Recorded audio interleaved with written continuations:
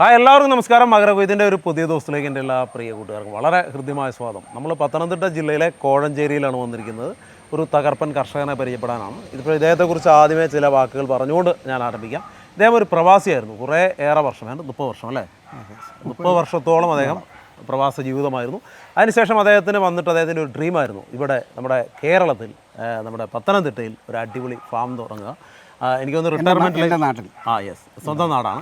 അപ്പോൾ അവിടെ വന്നിട്ടൊരു ഫാം തുടങ്ങുക, റിട്ടയർമെൻറ്റ് ലൈഫ് പക്ഷിമൃഗാദികളോടൊപ്പം എൻജോയ് ചെയ്യുക, അതിനൊപ്പം ചെറിയ രീതിയിൽ കൃഷി കൂടെ പരിപാലിക്കുക.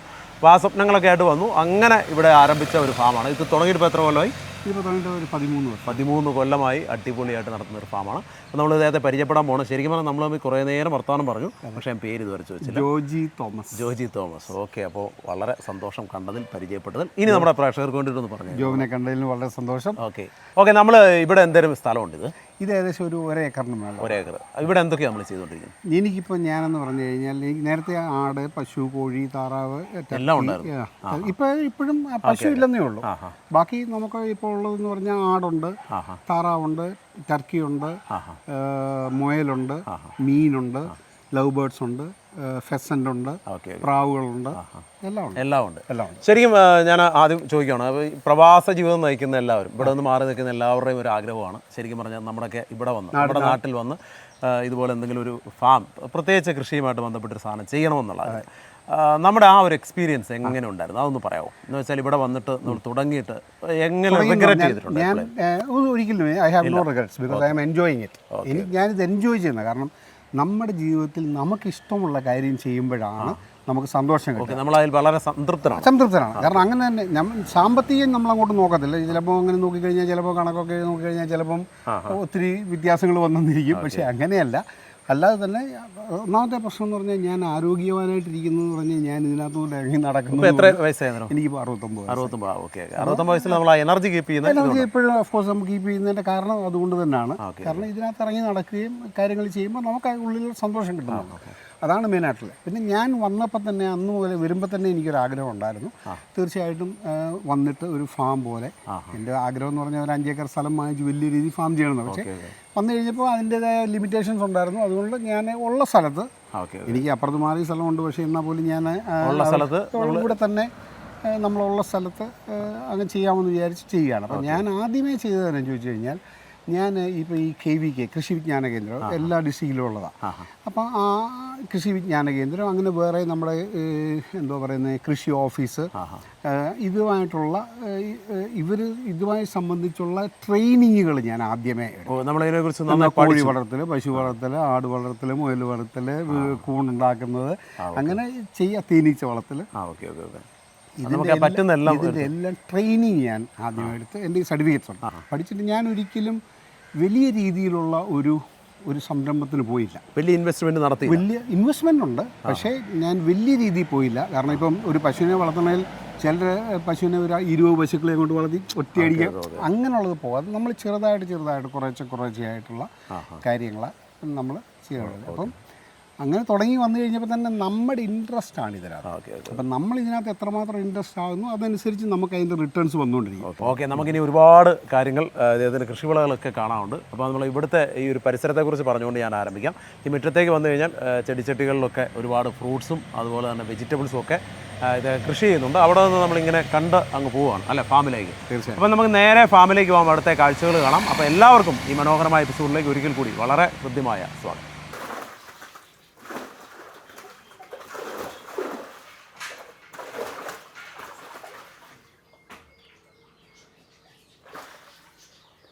കോരി ഒരു കൊട്ട മീനുമായിട്ട് വരുന്നുണ്ട് അല്ലേ?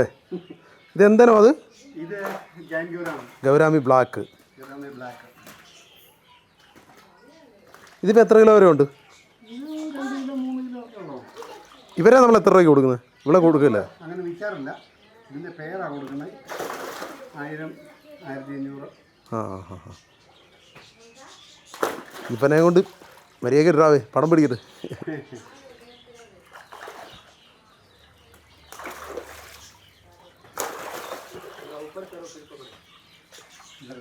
എല്ലാവരും ഓടിയില്ലേ?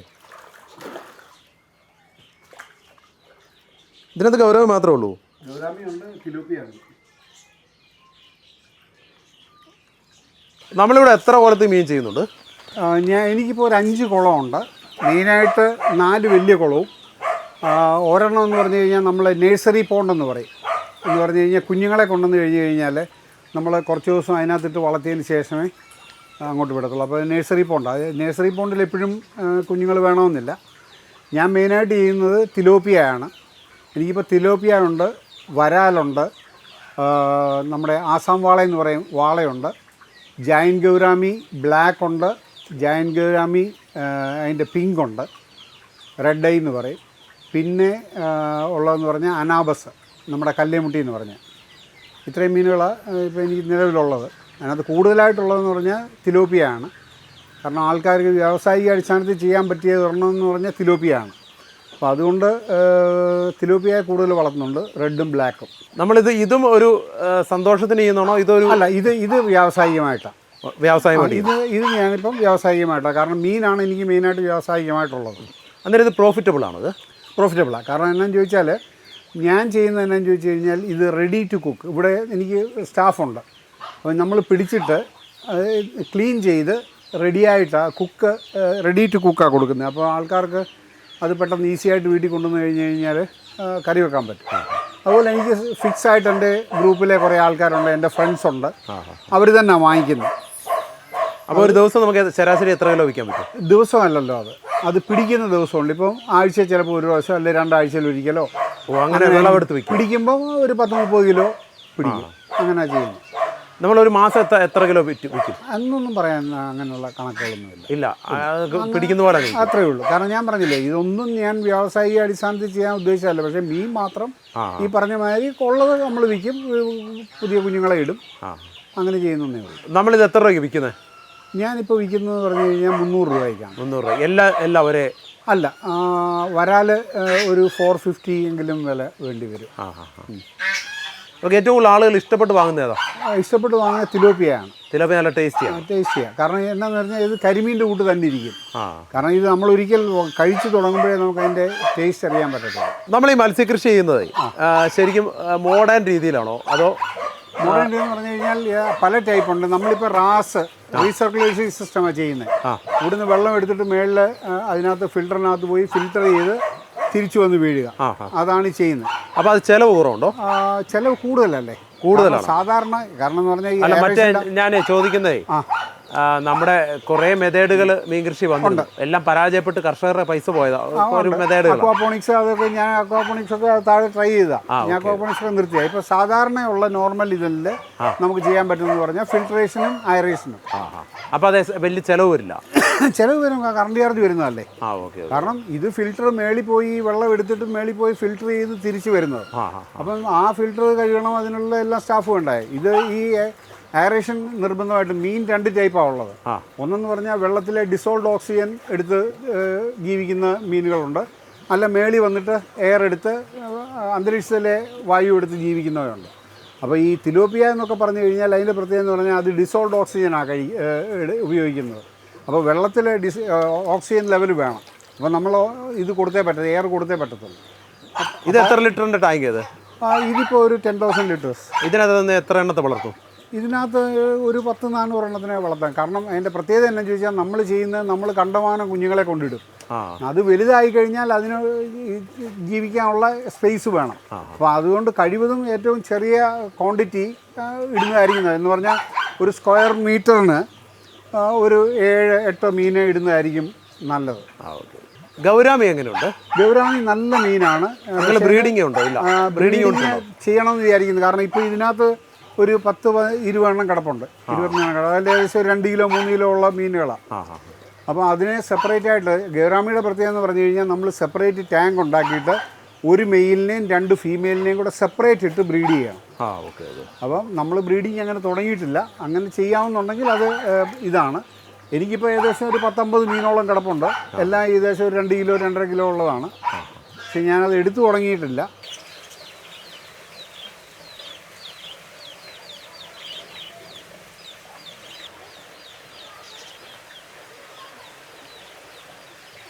നമ്മൾ ലവ് ബേർഡ്സിനെ വലിയ കൂടിനകത്താണ് ഇട്ടിരിക്കുന്നത്.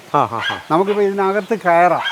മറ്റേ സാധാരണ ലവ് ബേർഡ്സിനെ നമ്മൾ വെളിയിലാണ് ചെറിയ കൂടുകളിലാണ് വെക്കുന്നത്. ഇതന്നേരം എന്തേരം ഉണ്ട് ഇതിനകത്ത്? ഇതിനകത്തൊരു 10-40 എണ്ണമാണ്. എനിക്കിപ്പോൾ കയറാമോ? കുഴപ്പമില്ല. കയറാം കുഴപ്പമില്ല. അവരെന്തേരം വയലൻ്റ് ആവുമോ? ഒന്നുമില്ല, ഇവിടെ നിന്നാൽ മതി. ഇതിപ്പോൾ ഇതിനകത്ത് നമുക്ക് പല ടൈപ്പിലുള്ള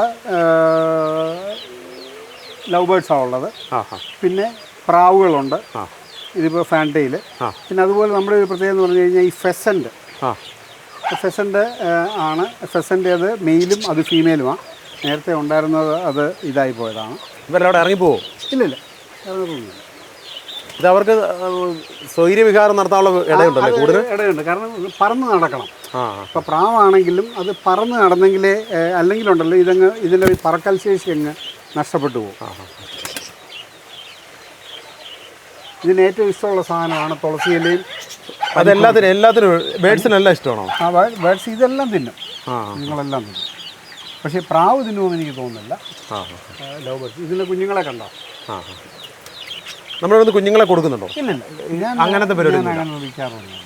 ഇവരെല്ലാം നമ്മുടെ ഒരു സന്തോഷത്തിന്, അത്രയേ ഉള്ളൂ. സന്തോഷത്തിന് വേണ്ടി നമ്മൾ വളർത്തുന്നത്, നമ്മൾ വിൽക്കാറില്ല.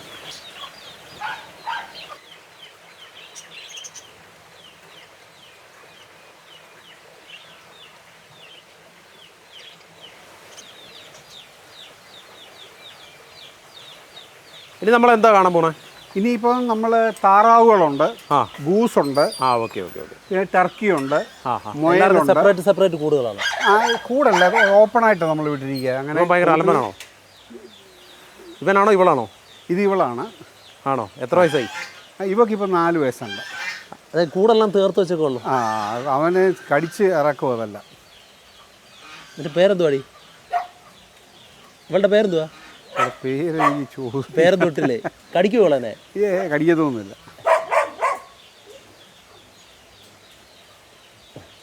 അവളുടെ രോമം മുഴുവൻ ഉണ്ടല്ലോ അതിൽ. അതുകൊണ്ടാണ് ഞാൻ ഇടയിൽ കൂടെ തലയിടുന്നതാണ്. ഇടയിൽ കൂടെ തല ഏറ്റിയിടുന്ന ഡാഷാണോ അത്? ഡാഷാണ്. ഇവരിപ്പോൾ എത്ര ആയതാ? ഇവര് എനിക്ക് തോന്നുന്നു അത് ഈ വലിയതിന് മറ്റേത് വലുതാണ്. അത് പെണ്ണും ഇതാണുമാണ്. അതിന് 4 വയസ്സുണ്ട്, ഇവനൊരു 2 വയസ്സുണ്ട്. അവൻ വയലൻ്റ് ആയിട്ട് നിൽക്കുന്നത്. അവൻ ഭയങ്കര ഇതാണ്. ഇതെല്ലാം ഇവർ താർത്താണോ? ഇതെല്ലാം അതാ ഈ പ്രശ്നം. അങ്ങ് ചാവിട്ടി ഇളക്കുകയാണ്. ആരെങ്കിലും കണ്ടു കഴിഞ്ഞാൽ ഇവരെ വിടാം, കോഴിയൊക്കെ ഓടിച്ചിട്ട് പിടിച്ച് കളയും.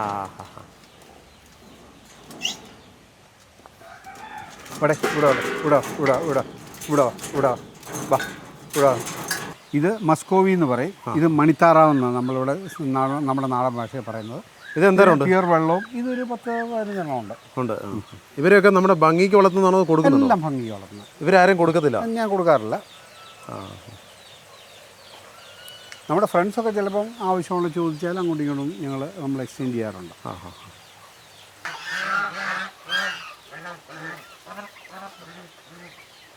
ഇവിടെ എന്തൊക്കെയുണ്ട്? ഇവിടെ ഈ ഗൂസുണ്ട്, പിന്നെ അത് ആ കിടക്കുന്ന ടർക്കിയാണ്, മുയലുണ്ട്, പിന്നെ കോഴികൾ ഡിഫറെൻറ്റ് ടൈപ്പ്. ഇതെന്തോ ഈ നിൽക്കുന്നത്? ഇത് ഗൂസാണ്. അത് ഗൂസിൻ്റെ ബ്ലാക്ക് ആണെന്നേ ഉള്ളൂ. ഗൂസിൻ്റെ ബ്ലാക്ക് ആണത്.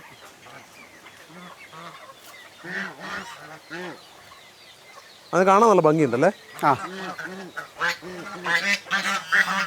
താറാവ് കുട്ടനാടുണ്ടോ? ഗൂസിൻ്റെ ഒരു ഇല്ല, നേരത്തെ ഉണ്ടായിരുന്നു. ഇപ്പം ഇല്ല എന്നേ ഉള്ളൂ. താറാവ് നേരത്തെ ഉണ്ടായിരുന്നു, കുട്ടനാടുണ്ടായിരുന്നു. നേരത്തെ കുട്ടനാടുണ്ടായിരുന്നു. വിഗോവ എന്ന് പറഞ്ഞ് നമ്മുടെ ഇറച്ചി താറാവുണ്ട്, വിഗോവ ബ്രോയിലർ. കണ്ട ആ പുള്ളിക്കോഴിയാണ് അത്, കണ്ടില്ലേ? ഈജിപ്ഷ്യൻ ഫയോമി എന്ന് പറയും. അത് നല്ല മുട്ടയിടുകയും ചെയ്യും. നല്ല ഭംഗിയാണ് കാണാൻ. അതിൻ്റെ പൂവനാ കാണുന്നത്. അത് പക്ഷേ അത് ക്രോസ് ആണ്. അതുകൊണ്ടാണ് നെയ്ക്കഡ് നെക്ക് ആയത്. അതിൻ്റെ കാര്യം ഇവരിങ്ങനെ വളർത്തിയാൽ എങ്ങനെയുണ്ട് ഗൂസിനെയൊക്കെ? ഗൂസിനെ പിന്നെ നല്ല ഇതല്ലേ, കുഴപ്പമില്ല. ഇതൊക്കെ എന്ന് പറഞ്ഞാൽ ചിലപ്പോൾ എവിടെയെങ്കിലും കയറിയിരുന്ന് മുട്ടയിട്ട് ചിലപ്പോൾ 10-15 കുഞ്ഞുങ്ങളുമായിട്ട് ഇറങ്ങി വരുന്നത്. കാരണം ഇത് അടയിരിക്കും. അവർ തന്നെ അടയിട്ട് കുഞ്ഞുങ്ങൾ. ഗൂസും ഇട്ടിട്ട് അടയിരിക്കും. ഇത് ടർക്കിയാണ്. ടർക്കി കോഴിയാണ്. ഇവരെ വ്യാവസായികമായി വളർത്തിയാൽ നല്ലതാണോ? അത് വ്യാവസായികമായിട്ട് വേണമെങ്കിലും വളർത്താം. അതിൻ്റെ ഇറച്ചി നമ്മൾ എല്ലാവരും യൂസ് ചെയ്യുന്നില്ലെന്നേ ഉള്ളൂ. നമ്മൾ യൂസ് ചെയ്യാൻ കൊള്ളാവുന്നതാണത്. ഇത് എന്തോരം വരെ എത്തും? ഇതിപ്പോൾ ഇതൊരു 10-12 കിലോ വരെ വരും. ആണല്ലേ? ഇതിപ്പോൾ കുഞ്ഞുങ്ങളാണ്. ഇതിപ്പോൾ ഒരു 3 മാസമായിട്ടുള്ളതേ ഉള്ളൂ. ഇത് നാടൻ കോഴി ഇത് അത് നമ്മുടെ നാടൻ കോഴിയാണ്. നാടനും മുയൽക്കുട്ടന്മാർ ഇവരെത്ര പേരുണ്ട്? ഇവർ 6 വൈറ്റ് ജൈൻ്റ് അല്ലേ ഇത്? വൈറ്റ് ജയൻ്റ് അല്ല, മിക്സ് ആണെന്നാണ് എനിക്ക് തോന്നുന്നത്. ആണല്ലേ? കനേഡിയൻ ഡാർഫിൻ്റെ മുട്ടനായത്. പ്രിൻ്റഡ് അല്ലേ?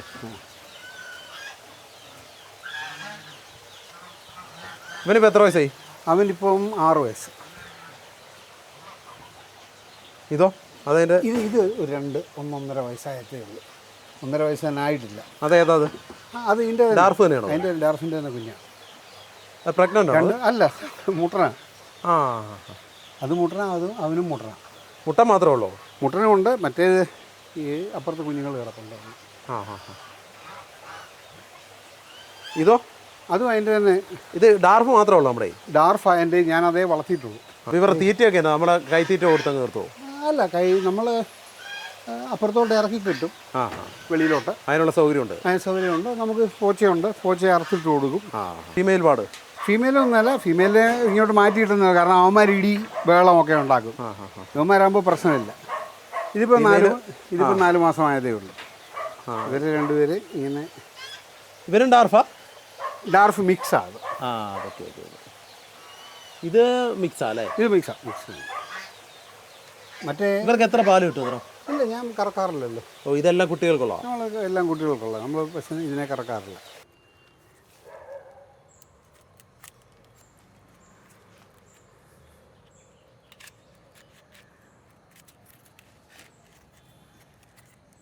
ഇത് കണ്ടോ, എൻ്റെ കളർ കണ്ടോ?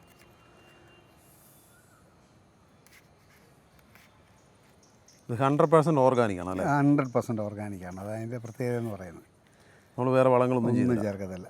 ഇതുണ്ട്, ഇവിടുത്തെ പീസ് എടുത്തേ, അതെടുക്കാം.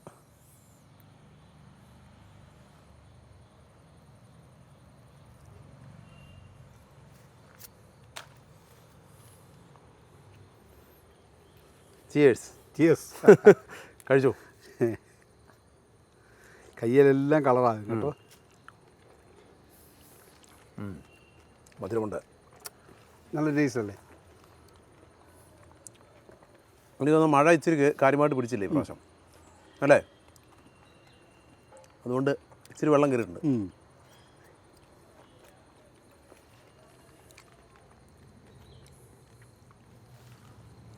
നല്ല ഷെയ്ക്ക് അങ്ങോട്ട് അടിച്ചടിക്കണം അല്ലേ? അത് തന്നെ. ഡ്രാഗൺ ഫ്രൂട്ട് നല്ല മാർക്കറ്റ് ഉണ്ടോ? ഡ്രാഗൺ ഫ്രൂട്ട് ഡെഫിനറ്റായിട്ട് മാർക്കറ്റുണ്ട്.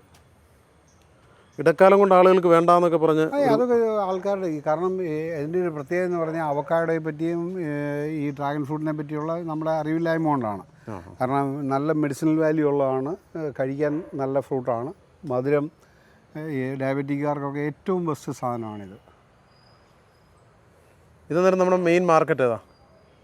നമുക്ക് 1-2 ഔട്ട്ലെറ്റ്സ് ഉണ്ട്, അവിടെ പോകും. നമ്മുടെ ഫ്രണ്ട്സ് വന്ന് വാങ്ങിച്ചോളും. നമ്മൾ വേറെ മാർക്കറ്റിൽ പോയില്ലേ പോലും ഫ്രണ്ട്സിന് ആവശ്യമുണ്ട്. അവർ ഓട് കൊണ്ടുള്ള ചട്ടികളാണ്, ശ്രദ്ധിച്ചോ? അത് മുളകാണല്ലേ? മുളകാണ്. എല്ലാം മുളകാണ്, മൊത്തം മുളകാണ് വെച്ചിരിക്കുന്നത്. ഇതെന്തൊക്കെ ഇനങ്ങളുണ്ട് ഇതിനകത്ത്? വൈറ്റ് കാന്താരിയുണ്ട്, വൈറ്റ് ടൈപ്പുണ്ട്, സാധാരണ കാന്താരിയുണ്ട്, ഉണ്ടമുളകുണ്ട്, മറ്റേ നീളമുളകുണ്ട്. ഇത് നമ്മുടെ സ്റ്റാഫാണ് കേട്ടോ. നമ്മുടെ സ്റ്റാഫുകൾ താമസിക്കുന്ന ക്വാർട്ടേഴ്സാണ്. ഇത് വികാസ്, ഇത് ബാബു ഫാമിലി. ഇവരെല്ലാം നമ്മുടെ കൽക്കട്ട. നമുക്ക് 4 പേര്. ഫാമിൻ്റെ കാര്യങ്ങളെല്ലാം നോക്കും. അവർ വെളിയിൽ ഇരിക്കേണ്ട വെളിയിലും പോകും. സംഗതി എങ്ങനെയുണ്ട്? കളറിലെ ഒരു പ്രവാസിയുടെ സ്വപ്നങ്ങൾക്ക് ചിറക് വിരിഞ്ഞതാണ് നമ്മൾ കണ്ടത്. ശരിക്കും 30 വർഷത്തെ അദ്ദേഹത്തിൻ്റെ പ്രവാസ ജീവിതത്തിൻ്റെ അധ്വാനം, അതിനുശേഷം വന്നിട്ടുള്ള അദ്ദേഹത്തിൻ്റെ റിട്ടയർമെൻറ്റ് ലൈഫിലെ ഒരു വലിയ ഭാഗം, അല്ലെങ്കിൽ അദ്ദേഹത്തിൻ്റെ സ്വപ്നം അദ്ദേഹം മാറ്റിവെച്ചിരിക്കുന്ന ഒരു കാഴ്ചയാണ് പത്തനംതിട്ടയിലെ കോഴഞ്ചേരിയിൽ നമ്മൾ കണ്ടത്. അപ്പോൾ സത്യം പറഞ്ഞു കഴിഞ്ഞാൽ ഈ പറഞ്ഞ പോലെ എന്താ പറയുക, ഇവിടെ വന്നു കഴിഞ്ഞാൽ എല്ലാ വിളകളുമുണ്ട്, അതുപോലെ തന്നെ മീൻകുളമുണ്ട്, പക്ഷി മൃഗാദികളുണ്ട്. ഇതൊക്കെ പരിപാലിച്ച് ഇപ്പോൾ നമ്മൾ എവിടെ കർഷകരെ പരിചയപ്പെട്ട് കഴിഞ്ഞാലും സ്വാഭാവികമായിട്ടും ഈ ഒരു മേഖലയിൽ പണം മുടക്കുന്നു എന്ന് പറയുമ്പോൾ അതിന് നല്ലൊരു പ്രോഫിറ്റ് മിക്കവരും പ്രതീക്ഷിക്കുന്നത്. എന്നാൽ ഇദ്ദേഹം അതൊന്നും വലിയ കാര്യമായി പ്രതീക്ഷിക്കുന്നില്ല. ഇദ്ദേഹത്തെ സംബന്ധിച്ചിടത്തോളം ഇത് നല്ല ഒരു എൻ്റർടൈൻമെൻറ്റാണ്. ഇദ്ദേഹത്തെ സംബന്ധിച്ചിടത്തോളം ഇത് ഭയങ്കരമായിട്ട് ഇഷ്ടപ്പെട്ട് ആസ്വദിച്ച് ചെയ്യുന്ന ഒന്നാണ്. അതുകൊണ്ട് തന്നെയാണ് അദ്ദേഹം പറഞ്ഞത് ഈ ഒരു കാര്യങ്ങളെക്കുറിച്ചൊക്കെ ഇദ്ദേഹം ഇപ്പോൾ സ്റ്റഡി ചെയ്തുകൊണ്ടിരിക്കുന്നു, വീണ്ടും വീണ്ടും പുതിയ വിളകൾ പരീക്ഷിച്ചുകൊണ്ടിരിക്കുന്നു. അതിനൊപ്പം തന്നെ ചെറിയൊരു എന്താ പറയുക ബിസിനസ് അദ്ദേഹം ചെയ്യുന്നത് മത്സ്യകൃഷിയുമായി ബന്ധപ്പെട്ട് മാത്രമേ ഉള്ളൂ. ബാക്കി അദ്ദേഹം എല്ലാം ഇതുപോലെ രസത്തിന് ആസ്വദിച്ച് ചെയ്യുന്നതാണ്. അപ്പോൾ അങ്ങനെ ഒരു കർഷകനെയാണ് നമ്മൾ പരിചയപ്പെട്ടത്. അപ്പോൾ എല്ലാവർക്കും ഈ എപ്പിസോഡ് വളരെയധികം ഇഷ്ടപ്പെട്ടു എന്ന് വിശ്വസിക്കുന്നു. വീണ്ടും നല്ലൊരു കർഷകനുമായി കാണുന്നവരെ ഇറ്റ്സ് മീ ജോബിംഗ് അമണി സൈനിങ് ഓഫ് ഫ്രം മകരക്കൊയ്ത്ത്.